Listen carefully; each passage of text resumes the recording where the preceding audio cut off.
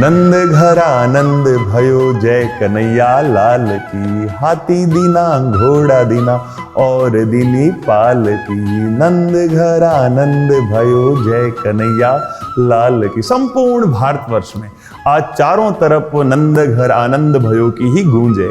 हो भी क्यों ना आज संपूर्ण पृथ्वी का भार हटाने के लिए और सनातन धर्म की ध्वजा को आगे बढ़ाने के लिए पूर्ण ब्रह्म भगवान श्री कृष्ण ने अवतार जो लिया है। कृष्ण ने स्वयं गीता में कहा है, यदा यदा हि धर्मस्य ग्लानिर्भवति भारत अभ्युत्थानम् धर्मस्य तदात्मानं सृजाम्य परित्राणाय साधूनां विनाशाय च दुष्कृतां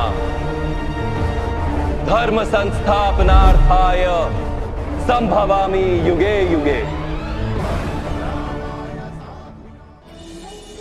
जब जब इस पृथ्वी पर धर्म की हानि होती है, विनाश का कार्य होता है, अधर्म आगे बढ़ता है, तब तब मैं इस पृथ्वी पर अवतार लेता हूं और पृथ्वी पर अवतार लेकर पृथ्वी का भार हल्का करता हूं। जो इंसान इस पृथ्वी पर सज्जनों जैसा व्यवहार करता है, उन सभी व्यक्तियों की रक्षा करने के लिए, दुष्टों का विनाश करने के लिए और धर्म की स्थापना करने के लिए मैं हर युग में अवतार लेता हूं।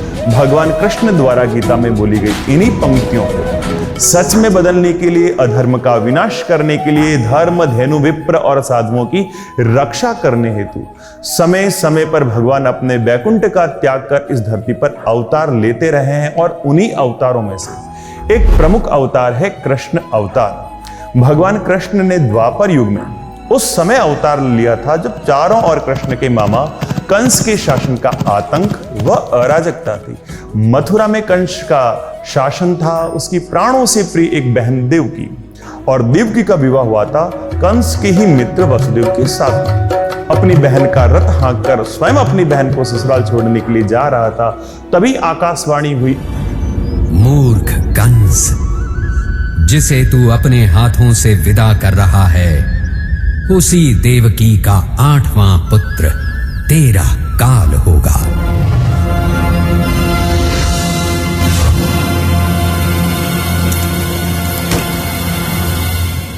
इतना सुनते ही कंस ने रथ को वापस मोड़ लिया और देवकी वासुदेव को कारागार के अंदर डाल दिया।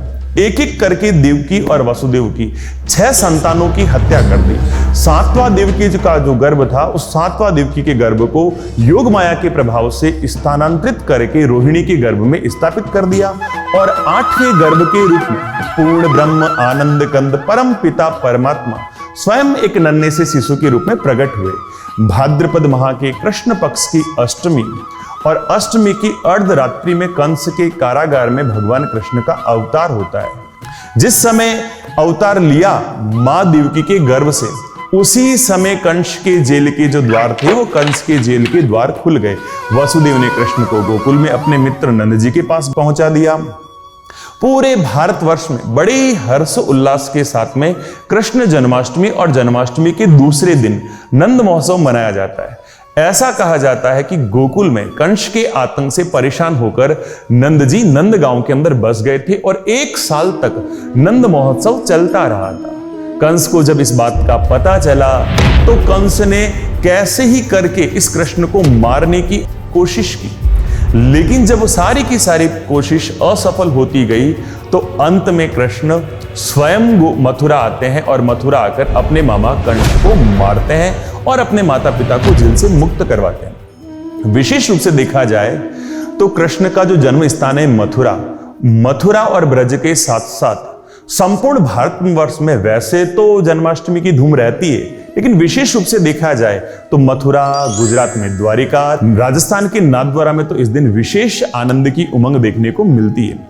महाराष्ट्र की बात करें तो कृष्ण के बाल स्वरूप को साकार करते हुए गोविंदाओं की टोलियां दही हांडी फोड़ने के लिए अपने मन में जोश को लिए गली गली में धूम मचाते हुए फिरती है।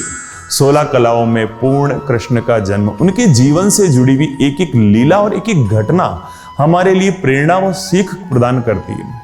कृष्ण के व्यक्तित्व में अनेक गुण थे और उन्हीं गुणों के कारण वे भारतवर्ष के महानायक बने। उन्होंने गरीब मित्र सुदामा से मित्रता कर मित्रता की रीत सिखाई, दुराचारी शिशुपाल का वध किया, पांडुपुत्र युधिष्ठिर के राजसूय यज्ञ में आने वाले अतिथियों के पैर धोकर और जूठी पत्तले उठाकर अपनी सरलता प्रकट की। महाभारत के युद्ध में जब अपने प्रियजनों को देखकर युद्ध कर्म से विमुख हुए अर्जुन को आत्मा की अमरता का जो ज्ञान दिया, वही ज्ञान आज सनातन धर्म का धार्मिक ग्रंथ श्रीमद् भगवद गीता के नाम से जाना जाता है और संपूर्ण विश्व आज उसे स्वीकार कर रहा है। यही गीता आज दार्शनिक परंपरा का आधार रही है। कृष्ण का चरित्र हमें लौकिक और आध्यात्मिक शिक्षा प्रदान करता है। गीता में स्वयं कृष्ण कहते हैं, व्यक्ति को मात्र कर्म करते रहने चाहिए, फल की इच्छा नहीं करनी चाहिए। कर्मण्येवाधिकारस्तु मा फलेषु कदाचन। निष्काम कर्म व्यक्ति को कर्मठ बनाता है। फल प्राप्ति की भावना से ऊपर उठकर वह देवत्व को प्राप्त कर देवमय हो जाता है। ऐसे भगवान श्री कृष्ण के प्रागट्य उत्सव की संपूर्ण भारतवर्ष के लोगों को उत्कर्ष परिवार की ओर से बहुत बहुत बधाई, बहुत बहुत शुभकामनाएं। जय श्री कृष्ण।